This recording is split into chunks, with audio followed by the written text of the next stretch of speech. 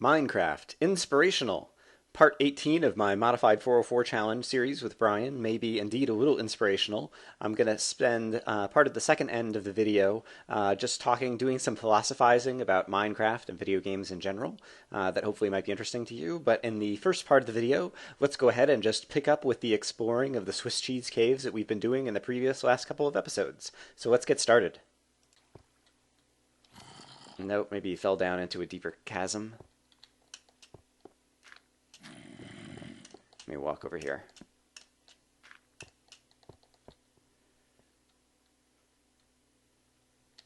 Alright, I did not see where the zombie fell down to. Did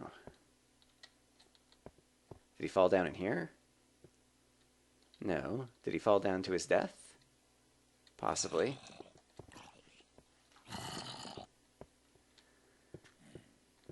Alright, and then over here, right, over here was where the diamond was.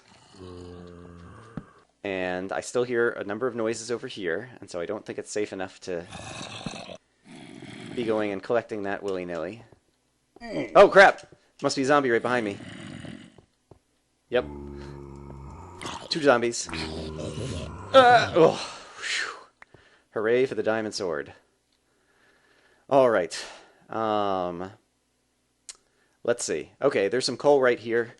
So long as it's here and I seem safe, I'm going to go ahead and mine that. I'll just take a moment and see you guys again in a minute. Okay, I got a fair bit of coal there. And I hear some skeletons off in the distance again. Oh, and I see some more iron over there that I failed to get. Where is the skeleton?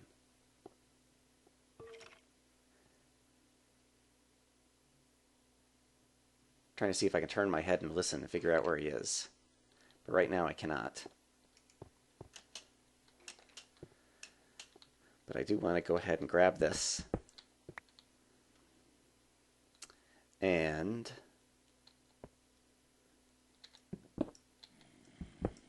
also make that an easier step up. Alright, what else can I do to make this ground easier to traverse? Guess just kind of getting rid of some of the sharp edges. I hear a skeleton getting closer.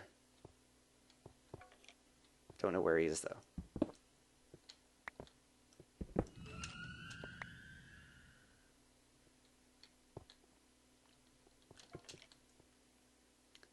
Is there anything? Oh, there's like things possibly up here, too. Yeah, I guess there could be something like up here. Let me see if I can...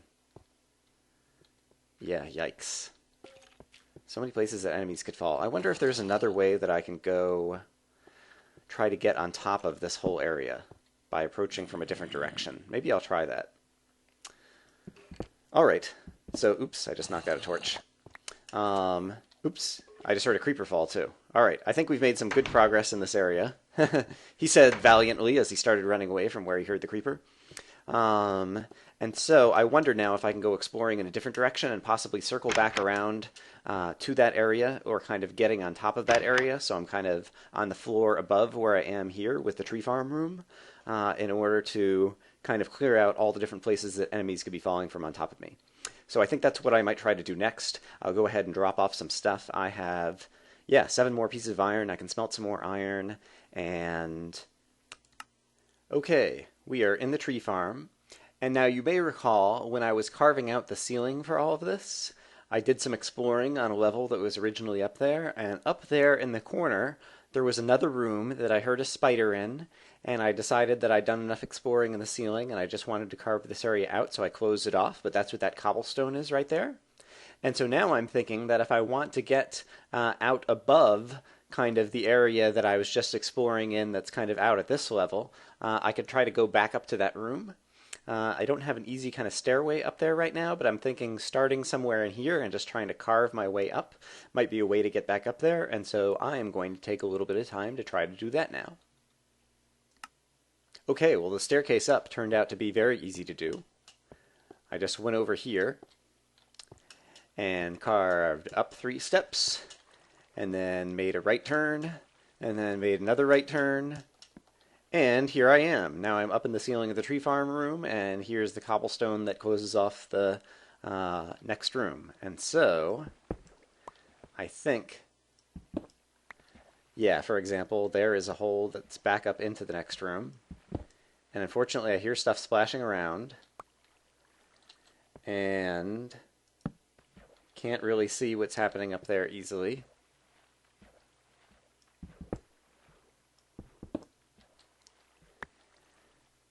Okay. And do I have a step up? I think I do. Yee. Scary. I see iron. Is there anything behind me? Doesn't look like it. Okay.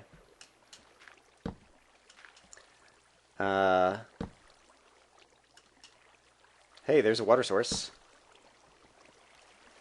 Looks like this might fall down to somewhere. Just double checking that there was nothing behind me and that I have a ceiling all the way along here. Alright. Before I go any farther, shift. Okay, that doesn't go down too far, but at the same time I will go ahead and make a step across here. And I'm about to run out of torches again, so I'll just light up a little bit more right now.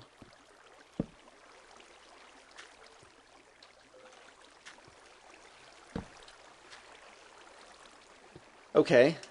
That's... Oops, crap! Well, the good news is this seems to be kind of a temporary room. The bad news is now if I want to get out... Let's try swimming up this waterfall. I suck at it, but... nope. Let's try one more time. Oh my gosh, swimming against currents is also just harder in the latest release of Minecraft. Where am I? I've gotten all turned around. Come on, come on, come on, come on, come on, come on, come on. Alright. Made it out, and now let me get back to where my torches were. If I can. I hear something behind me, I think. Or maybe that's me walking on the gravel. Not sure. Come on. Alright, let's put another torch down here. That was the last of my torches. There's a bit of iron around here, and now I just need to fight this current, because I hear skeletons behind me. Okay. And now, let's make sure that I can get up here and avoid the water. Alright, and now get back here. Okay. Whew. That was much more of an effort than I thought it was going to be. And now, unfortunately... I've just opened up an area where enemies could possibly walk in and then fall down into the tree farm. And so for the moment, until I prepare a door or some torches or some other things, I'm going to go ahead and wall this off.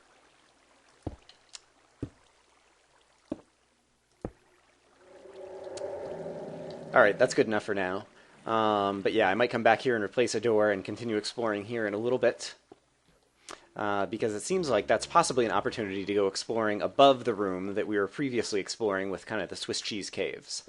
And now since this is safe and I'm right here, I'll go ahead and grab this torch and just move it to right here and mine some more iron because everyone loves iron. Great. Oh, one more piece. Oh, a couple more pieces. Okay, great.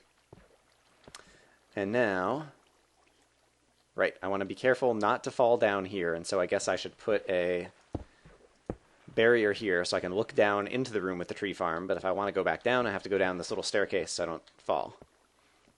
Alright, cool. And hey, another tree grew inside the tree farm, that's happy. I'll probably chop that down and collect some more wood. Okay, that's another little bit of progress. I want to continue doing some exploring up there probably, but I think I'm going to go ahead and take a quick break and do some off-screen work right here, and I'll see you guys in a little bit.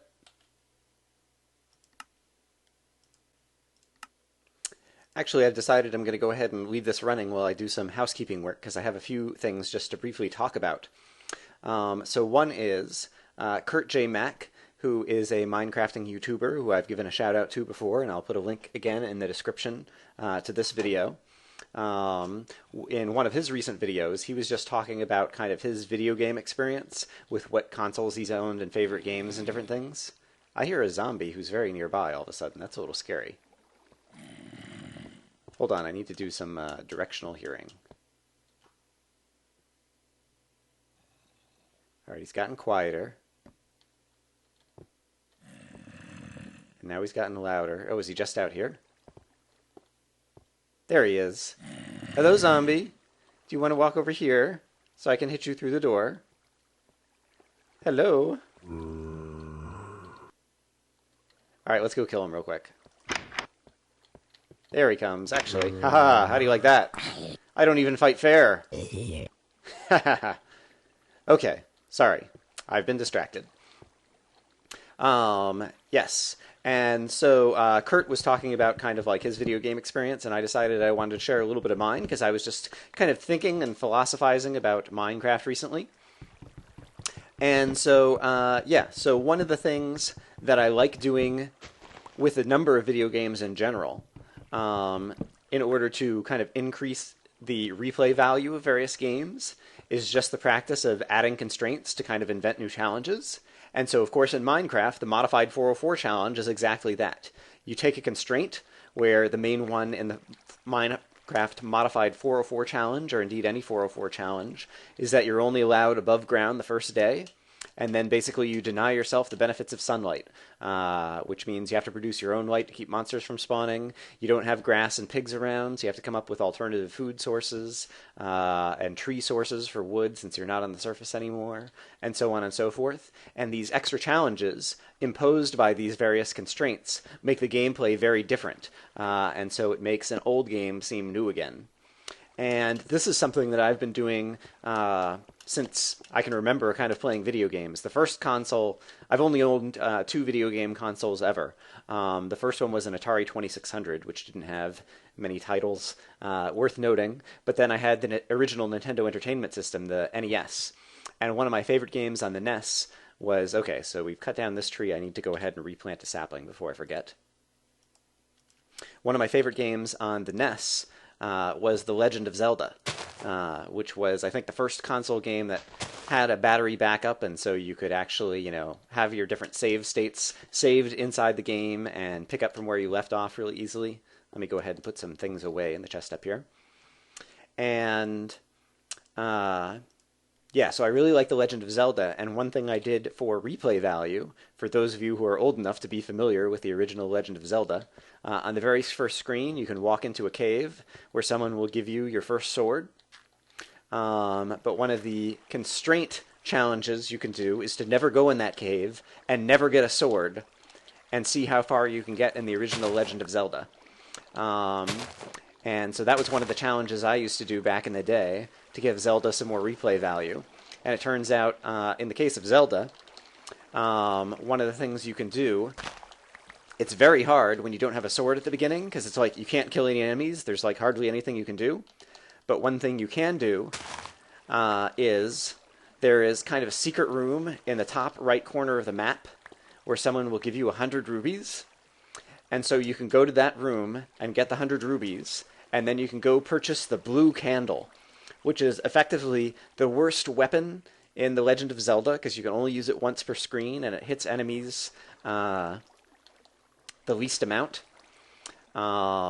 But you can then use that as a weapon in order to kind of get off the ground and get started, and eventually finally get a bow and arrow, although bows and arrows are very... yeah, I hear a creeper. Oh, I guess he was just dying in the lava flow that's over there. There shouldn't be any creepers in the stronghold. I just ended up walking over the crops here and destroying this little bit of tilled land, I think. A lot of creepers dying out there. And so in any case, it felt like the Legend of Zelda kind of constraint challenge that I had was very much analogous to what's happening with the modified 404 challenge in Minecraft, in that basically you deny yourself some initial resource or initial benefit, and then it completely changes the gameplay in a way that's kind of new and interesting.